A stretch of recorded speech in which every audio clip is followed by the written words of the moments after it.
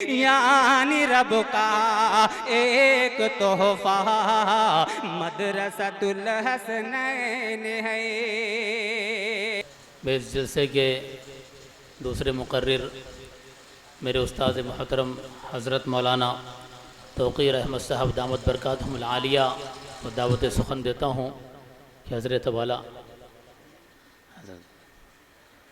वाला से दरख्वास्त है कि अपनी कीमती नसीहतों से हम तमाम को नवाजें।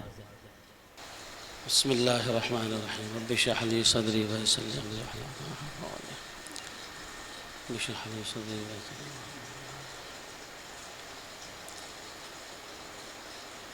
नहमदुहु व नसल्ली अला रसूलिहिल करीम अम्मा बाद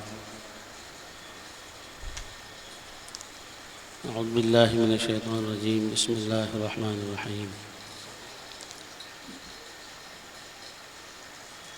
इज़ बअस फ़ीहिम रसूलन मिनहुम यतलू अलैहिम आयातिहि व युज़क्कीहिम व युअल्लिमुहुमुल किताब वल हिकमा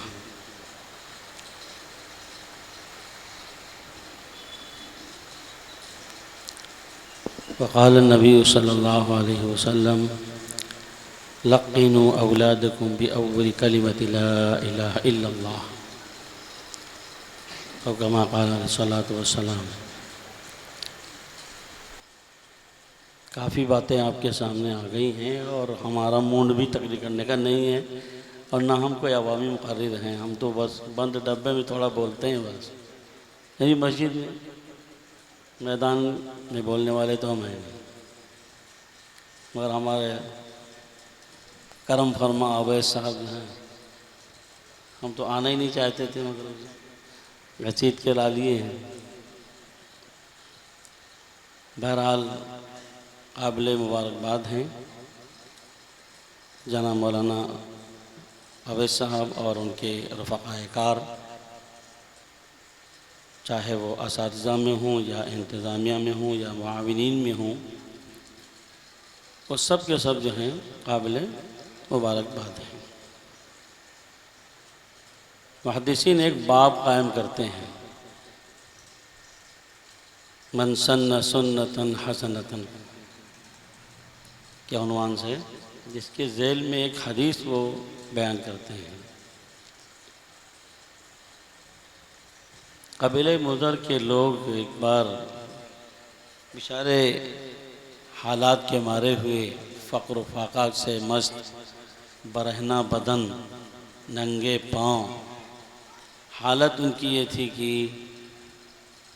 ऊनी कंबल फाड़ करके ऐसे गले में डाल लिए थे और नीचे तक लटका हुआ था, उसी से उनका सतर ढका हुआ था। चेहरे से फ़क्र फाका आया था, ज़ाहिर था। पूरा कबीला का कबीला खिदमत में आया। तो उस मौके पर आप सल्लल्लाहु अलैहि वसल्लम ने, मैं पूरी रिवायत नकल नहीं करूँगा, वो लंबी हदीस है। उस मौके पर हुज़ूर पाक सल्लल्लाहु अलैहि वसल्लम ने सूरह निसा की इब्तिदाई आयत तिलावत फरमाई, जिसमें यह बताया गया कि लोगों उस रब की तुम्हें इबादत करना चाहिए जिसने तुमको एक जान से पैदा किया, उस जान से उसका जोड़ा यानी हज़रत हव्वा को बनाया, फिर मर्द औरत की इख्तिलात से बहुत कसरत से रोए ज़मीन पर इंसानी दुनिया आबाद कर दी। तो खुलासे कलाम ये कि उसके बाद फिर सहाबा के अंदर जज्बा पैदा हुआ और एक सहाबी सबसे पहले एक थैली में दिरहम से जो भरी हुई थी वो लेके आए। हदीस के अल्फाज हैं कि वो थैली इतनी वज़नी थी और दराहिम से भरी हुई थी कि कादत ताजिज़ु कफ़, कि उनके हाथ उसको संभालने से करीब था कि आजिज़ हो जाए और थैली हाथ से गिर जाए, और आखिर वो लाते लाते गिर ही गई। बस उसके बाद फिर जो सिलसिला शुरू हुआ, तो फिर जिसके पास जो था वो लेके आ रहा, कोई कपड़े लेके आ रहा, कोई खजूर लेके आ रहा, कोई अनाज लेके आ रहा, कोई कुछ लेके आ रहा। उस मौके पर आपने फरमाया था कि जो अच्छा तरीका ईजाद करता है तो उसको उसका सवाब तो मिलता ही है। फिर उसके बाद रहती दुनिया तक जितने लोग उस अच्छे तरीक़े पर अमल करेंगे, चलेंगे, तो बग़ैर इसके कि उन अमल करने वालों के सवाब में कमी हो की जाए, बग़ैर कमी के हुए इस अच्छा तरीक़ा डालने वाले को हर एक अमल करने वाले के बराबर सवाब मिलता रहेगा। तो नेक काम की बुनियाद डालना, नेक काम लेकर चलना, ये सबके बस की बात नहीं है। ये शहादत बज़ोर बाजू ने तान बख्शत खुदाए बख्शिंदा, ये शहादत सबको नहीं मिला करती है, अल्लाह ताला ही अपने बंदों को चुनता है और उनसे काम लेता है। लेकिन एक बात ये भी याद रखनी चाहिए कि अल्लाह का मामला रहता है कि वो काम कान पकड़ के सबसे ले लेता है। इसलिए हम अवैध साहब से दरख्वास्त करेंगे कि कहीं ऐसा ना हो कि आप बहुत खुश हो जाएं कि हमने तो बहुत बड़ा काम किया है, ये तौफीक तो मौली साहब को भी नहीं मिली है। तवाज़ो इख्तियार करना, काम अल्लाह सबसे ले लेता है, अच्छे से भी ले लेता है, बुरे से भी ले लेता है, उसको क्या है, सबसे कम ले लेता है। लेकिन अच्छा और बुरा होने का फैसला तो क़यामत में होगा। इसलिए दुआ है कि अल्लाह ताला ये काम जो लेकर चले हैं, जिसकी बुनियाद डाली है, अल्लाह इखलास अता फरमाए और तवाज़ो नसीब फरमाए। सबसे बड़ी चीज़ जो है वो तवाज़ो है और इंसान का अपने अंदर आजिज़ी पैदा करना और अपने अखलाक को संवारना। अखलाक में बुनियादी चीज़ है वो क्या है? आप एक हदीस सुनते होंगे, हुज़ूर पाक सल्लल्लाहु अलैहि वसल्लम ने इरशाद फरमाया था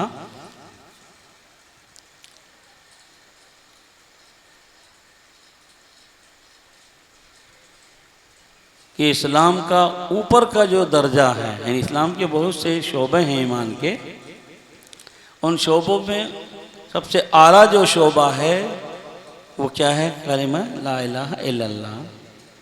और नीचे वाला जो उसका शोबा है, सबसे नीचे जहाँ आके इस्लाम मुकम्मल होता है, वो है इमाततुल अज़ा अनित तरीक़।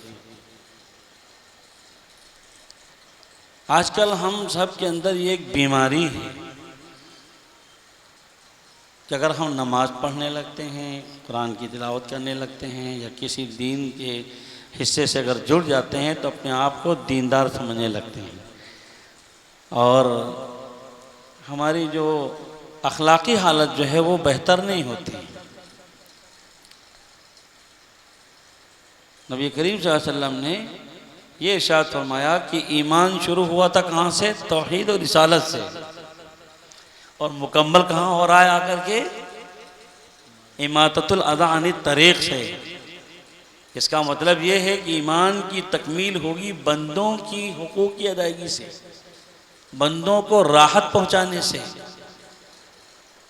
बंदों को तकलीफ से बचाना, कम से कम अपने शर को लोगों से रोकना, इसको सदका करार दिया है। यहाँ आकर के ईमान की तकमील होती है। हम चाहेंगे कि इन नौनिहालों की तरबियत यहीं से होनी चाहिए, जहाँ एक तरफ उनके ईमान की खबर ली जाए, उनकी ईमानी तरबियत की जाए और हुकूकुल्लाह उनको बतलाए जाएं, नमाज रोज़ा उनको सिखलाया जाए, तौहीद और रिसालत उन्हें बतलाई जाए और दीगर अहकामात बतलाए जाएं, वहीं पर हुकूकुल इबाद भी उनको सिखलाना बहुत ज़रूरी है। हुज़ूर पाक सल्लल्लाहु अलैहि वसल्लम ने इरशाद फरमाया ना, मल्लम यरहम सगीरना वलम युअक्किर कबीरना फलैसा मिन्ना। जो हमारे छोटों पर रहम ना करे और जो हमारे बड़ों की कदरदानी ना करे, वो हम में से नहीं है। ये बात इसलिए कह रहा हूँ कि उम्मन आप देखते हैं माशरे में बहुत बड़ा पढ़ा लिखा तबका है, लेकिन उस बहुत बड़े बड़े लिखे तबके से लोग क्यों नहीं जुड़ते हैं? लोगों को शिकायतें क्यों रहती हैं? वो उसकी वजह ये होती है कि अखलाकी हालत जो है हमारी अच्छी नहीं होती और हमारे वालों की एक बेहतरीन जहन बनाना ये बहुत ज़रूरी है। आज भी इस गए गुजरे दौर में जबकि लोगों की निगाह में अहले इल्म की कदर नहीं है, ऐसा ही कहा जाता है। उलमा और हुफ़ाज़ की ये शिकायत है कि लोग हमारी इज्जत नहीं करते हैं। लेकिन हुज़ूर पाक सल्लल्लाहु अलैहि वसल्लम ने ये इरशाद फरमाया कि इन्न मिन इजलालिल्लाहि इकराम ज़िश्शैबिल मुस्लिम व हामिलिल क़ुरआन गैरल गाली फ़ीही वल जाफ़ी अन्हु। आपने फरमाया कि अल्लाह की ताज़ीम के कबील से है, अल्लाह की ताज़ीम में से ये बात है कि एक बूढ़े मुसलमान की इज्जत की जाए। तो ये चीज़ हमें भी सिखाना चाहिए, बच्चों को सिखाना चाहिए कि हर बड़े का अदब करना है। बड़े का अदब करना अल्लाह का अदब करना है, बड़े की इज्जत करना अल्लाह की इज्जत करना है। ये रसूल पाक इरशाद फरमा रहे हैं। और एक जगह तो ये इरशाद फरमाया कि जो शख्स अपनी किसी बुजुर्ग की खिदमत या उसकी इज्जत सिर्फ उसके उम्र दराजी की वजह से करता है, बुढ़ापे की वजह से करता है, तो अल्लाह ताला जब ये नौजवान जब बूढ़ा होगा तो इसको भी अल्लाह ऐसे ही नौजवान अता फरमाएंगे जो इसकी भी कदर करेंगे और इसकी इज्जत करेंगे। एक हाथ से दो, एक हाथ से लो। तो हमारे मुसलमान बच्चों में एक ये भी है कि बड़ों की कदर नहीं। अब तो एक फैशन निकला है कि बच्चा जितना पटर पटर बोले, बच्चा जितना जो है ऊट पटांग काम करे और बेशरम हो जाए, वो कहते हैं वाह ये ज़माने के साथ कदम से कदम मिलाने के लायक बच्चा, बड़ा होनहार है, बड़ा होशियार है।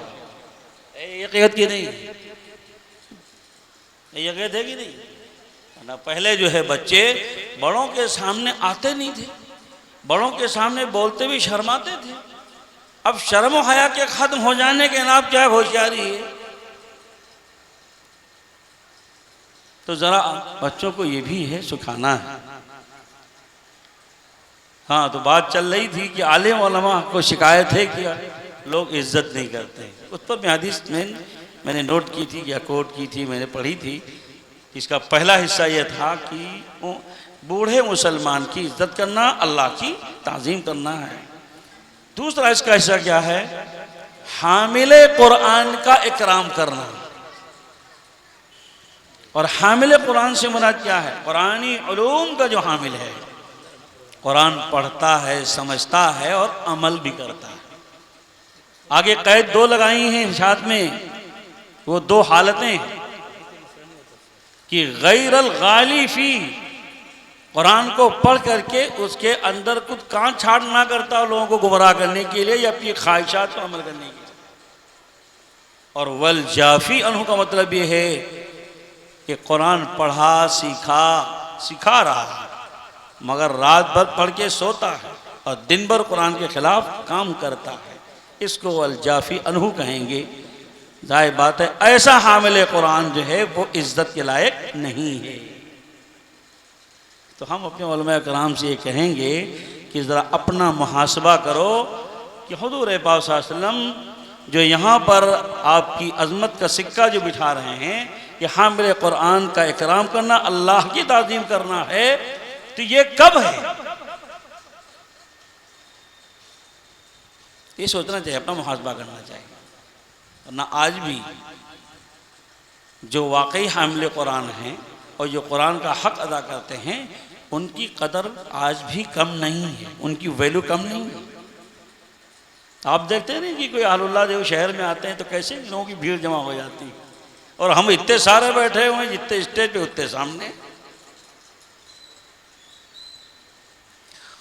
बहरहाल बात ये चल रही थी कि ये एक बेहतरीन चीज़ जो है और बेहतरीन काम है जिसका सिलसिला शुरू हुआ है। जैसे मौलाना ने भी नाम लिया तो महल का संगम नगर, और मकातिब की ज़रूरत भी है। जगह जगह हर 10-20 घर के दरमियान छोटा सा मकतब होना, या कम से कम 50 घरों के दरमियान ये मकतब होना चाहिए। आपको मालूम है, दुनिया जाने या ना जाने, पर आपको जानना चाहिए कि ये जो दुनिया जो कायम है ना, और आप जो आज़ाब इलाही से जो महफूज है ना, ये इन्हीं मकातिब की बरकत है। काजी बैज़ावी रहमतुल्लाह अलैह ने, बैज़ावी एक किताब तफसीर की, कुछ लोगों ने पढ़ी होगी जो पुराने हैं, बैज़ावी शरीफ, सूरह फातिहा की तफसीर मुकम्मल करने के बाद उन्होंने एक हदीस नकल की है, जिसके अंदर ये इरशाद फरमाया, हदीस नकल की है कि हुज़ूर पाक सल्लल्लाहु अलैहि वसल्लम ने इरशाद फरमाया कि लोगों की बदअमली और गुनाहों की वजह से अल्लाह को जो गुस्सा आता है, और उसकी वजह से वो उस कौम के ऊपर अल्लाह ताला अज़ाब का फैसला कर देता है। अज़ाब करीब आ जाता है कि सारे इलाके के लोग तहस नहस हो जाएं, बर्बाद जाएं, लेकिन एक नन्हा सा मासूम बच्चा जब वो अपनी तोतली ज़बान से पढ़ता है बिस्मिल्लाहिर्रहमानिर्रहीम अल्हम्दुलिल्लाहि रब्बिल आलमीन, इस मासूम बच्चे की ज़बान से अल्लाह अपनी हम्द जब सुनता है तो 40 साल तक के लिए उस आने वाले अज़ाब को टाल देता है। ये मकातिब मामूली चीज़ नहीं है, इनसे ही हम बच रहे हैं। वरना अल्लाह के अज़ाब से न जदीद नई टेक्नोलॉजी आपको बचाएगी, ना अमेरिका बचा पाएगा, ना जापान आपको बचाएगा। वो खुद भुगतता है, अज़ाब आता है तो दूसरों को क्या बचाएगा। अल्लाह के अज़ाब से बचाने वाली चीज़ ये है जिसको काजी बैज़ावी ने सूरह फातिहा के आखिर में हदीस में नकल की है। कितनी बड़ी अजीब चीज़ है। अब आप बताइए कि अब आप कौम के बच्चे जब उसमें पढ़ेंगे, हर रोज़ कितने बच्चे अल्हम्दुलिल्लाह रब्बिल आलमीन पढ़ेंगे, और फिर इस पढ़ने के पीछे, इंतज़ाम के पीछे जिनका पैसा लगेगा, वो पैसा आपका कितना कीमती होगा और कितना ज़बरदस्त वो आपका बैंक बैलेंस है। हदीस पाक में आता है, हुज़ूर पाक सल्लल्लाहु अलैहि वसल्लम ने फरमाया कि आदमी का हक जो है माल में 3 तरह का होता है। खाना ख़त्म कर दिया, अरे इधर खाए उधर संडास निकाल के आ गए। पहना पुराना कर दिया, कितना भी कीमती आप कपड़ा खरीद के पहनिए, चंद दिन के बाद उसको बोसीदा होना है, उतार के फेंकना।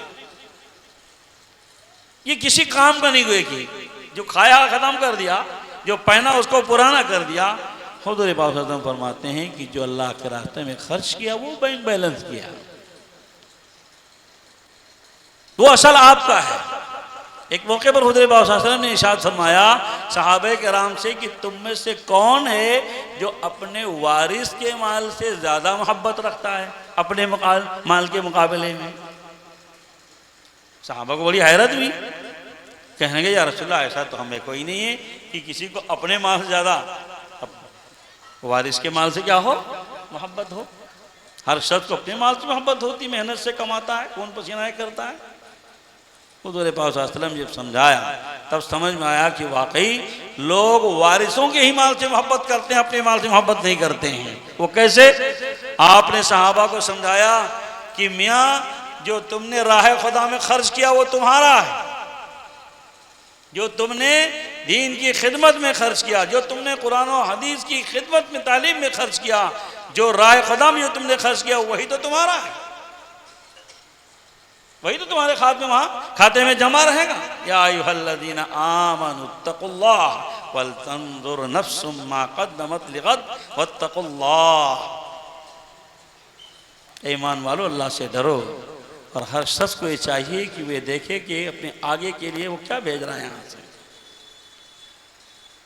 तो आपने फरमाया कि जो खर्च किया रहा है खुदा में वो ही तुम्हारा है, और जो तुम बैंक बैलेंस करते हो ना, जमा जमा करके रखते हो ना, कड़क कड़क नोट रखते हो ना, वो तुम्हारा कहाँ है? आंखें बंद होते ही वो वारिस का माल है, वो आपके साथ जाएगा क्या? इसलिए अल्लाह के नबी सल्लल्लाहु अलैहि वसल्लम ने इरशाद फरमाया कि तुम में से कौन है वो कि जो अपने वारिस के माल से ज़्यादा मोहब्बत रखता है अपने माल के मुकाबले में। मेरे भाइयों, वक्त काफ़ी हो चुका है। आपसे गुजारिश है कि चंद हजरात खड़े हुए और उन्होंने एक काम शुरू किया है। ये वक्त की ज़रूरत है, बच्चों की ज़रूरत है, दीनी ज़रूरत है, हमारे समाज की ज़रूरत है, हमारी बका की ज़रूरत है, इस्लाम की ज़रूरत है। इस ज़रूरत के अंदर आपका पैसा जो लगेगा, ये समझ लीजिए वो आपका है, वही आपका है। मेरे ख्याल जो हदात बैठे हुए हैं रसीद बनाते हैं, रसीद बनाने के लिए बैठे हुए हैं, मौलवी जैद साहब हैं वहाँ पर जो बैठे हुए हैं। जो शख्स ये चाहता हो कि अपना पैसा, अपने पैसे से मोहब्बत करे और अपना पैसा बनाए, उसको चाहिए कि वहाँ रसीद बनाए। हम सोचने लगते हैं कि इतना पैसा अगर वहाँ डाल दिया तो कम हो जाएगा, कम नहीं, अरे वही आपका है। जो आपकी जेब में है, जो आपके बैंक में है, जो आपके घर में है, वो आपका नहीं है। आंखें बंद होते ही वारिसीन इस पे क्या है, कब्जा करने की कोशिश करते हैं और फिर लड़ते भी हैं आपस में। इसलिए गुजारिश है कि अगर यहाँ नहीं है तो बाद में ये तो आपके सामने आते रहेंगे। तकाज़े को लेकर के आप बहुत खुल करके, खुले दिल से आप जो है इनका ताउन कीजिएगा, बल्कि हर इदारे का और हर मदरसे का ताउन करना चाहिए। याद रखिए, ये मदारिस हैं, तब तक कुरान और हदीस है, तब तक ला इलाहा इल्लल्लाह कहने वाले लोग हैं, तब तक जो है ये दुनिया जो एक दरख्त है, इसका फल है। जब तक दरख्त का फल रहता है तब तक दरख्त की सेवा की जाती है, उसकी देख रेख की जाती है, उसको बाकी रखने की कोशिश की जाती है। लेकिन जब दरख्त फल देना बंद कर देता है, ये दुनिया भी अल्लाह का लगाया हुआ एक दरख्त है, इसका फल अल्लाह की इबादत है। ये दुनिया जब वो फल देना बंद कर देगी, अल्लाह इस दुनिया को जड़ से ख़त्म कर देगा। कुल्लु मन अलैहा फ़ान व यबक़ा वजहु रब्बिका ज़ुल जलाली वल इकराम। व आखिर दावाना अल्हम्दुलिल्लाह।